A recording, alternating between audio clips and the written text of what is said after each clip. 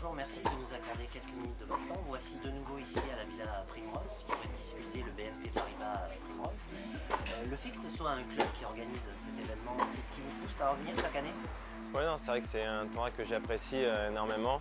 Voilà, ça fait plusieurs éditions que je reviens ici. Voilà, on se sent vraiment à l'aise aussi de revenir dans un club. C'est sympa de pouvoir jouer sur les cours d'un club, comme vous l'avez dit. C'est aussi dans des clubs comme ici où on a commencé à apprendre le tennis, donc ça fait du bien de revenir. Vous restez sur une finale au Challenger d'Aix-en-Provence. C'est bon augure avant Roland-Garros. Ouais, non, c'était un bon tournoi la semaine dernière. Voilà, j'ai pu enchaîner 5 matchs d'affilée. Donc ça faisait longtemps que ça ne m'était pas arrivé. Voilà, même si on préfère avoir la victoire au bout, voilà, c'était malgré tout une belle semaine. Alors votre adversaire ici au premier tour est Niels Nielsen, contre qui vous restez sur une victoire en 2013. Comment abordez-vous ce premier tour? Dans ce genre de tournoi, c'est un challenger qui est très relevé, donc tous les joueurs sont très difficiles à battre. Voilà, on espère toujours aller le plus loin possible dans chaque tournoi, mais après tous les matchs sont vraiment importants et il faut vraiment fonctionner match par match et voilà, je m'attends à un match difficile.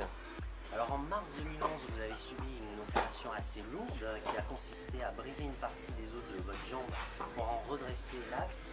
Vous êtes super bien revenu en 2012. Aujourd'hui, quel regard portez-vous sur votre vie de joueur professionnel? Non, c'est vrai que j'étais pas sûr de pouvoir rejouer après l'opération, donc je suis content déjà de pouvoir me retrouver sur le court.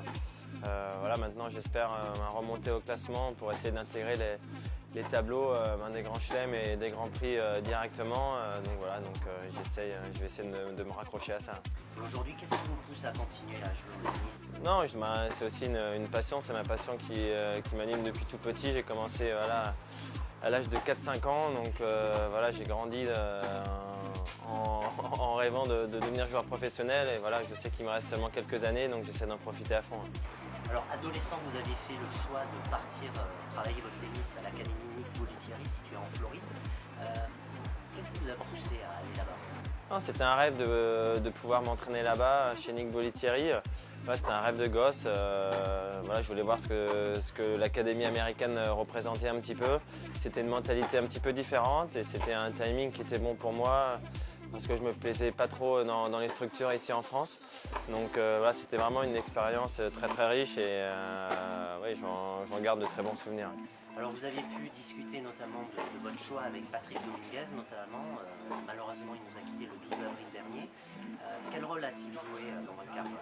Non, c'est vrai que Patrice, c'était quelqu'un, voilà, un vrai passionné du tennis qui a fait énormément de choses dans le tennis dans son ensemble, que ce soit en tant qu'entraîneur, DTN, directeur du tournoi ou autre. Voilà, effectivement, j'ai été amené à discuter plusieurs fois avec lui sur des choix de carrière. Et voilà, c'était toujours intéressant d'avoir un échange avec lui. Il était toujours de bons conseils. Et enfin, à quelques jours de Roland-Garros, dans quel état d'esprit vous vous trouvez? Non, pour l'instant ça va, il reste encore un petit peu de temps. Je suis content d'avoir pu enchaîner les matchs la semaine dernière à Aix-en-Provence. Voilà, j'espère faire de même cette semaine, donc voilà, pour essayer d'engranger le maximum de confiance. Je vous remercie. Vous souhaitons le meilleur. Merci.